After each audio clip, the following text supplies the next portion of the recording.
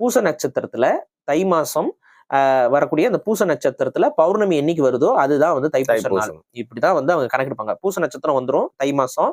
இந்த இதுல முதல் பௌர்ணமியாக எது வருகிறதோ, முழு நிலவு வருதோ, அதுதான் வந்து இந்த நாள்ல. அப்படி என்ன முருகன் பெரிய ஒரு சாதனை செய்தார் அப்படின்னா, அன்றுதான் அவர் ஜீவ சமாதி அடைந்தார். முருகன் முழுமையான முக்தி அடைஞ்சு இந்த உலகத்துல இருந்து, இந்த மனித உடலிலிருந்து இறை உடலாக, ஒளி உடலாக மாறிய நாள் என்பது அந்த நாள். புரியுதுங்களா? சோ இதுதான் இந்த இதை நினைவு கூறும் விதமாகத்தான் இதே மண்ணில் தோன்றிய மற்றொரு பேர் ஆத்மாவாக இருந்த வள்ளலாருக்கும் தைப்பூசம் சிறந்த நாள். அப்படியா? வள்ளலாருக்கும் அதேதான். அவருக்கும் அது மாதிரி எல்லாம் கொண்டாடுவாங்க. வள்ளலார் வழிபடக்கூடியவங்களுக்கு இந்த தைப்பூச நாள் வந்து எவ்வளவு முக்கியமானதுன்னு போய் கேளுங்க. சோ வள்ளலாரும் தைப்பூச நாள்ல தான் வந்து ஜீவ சமாதி அடைஞ்சாரா? வள்ளலார்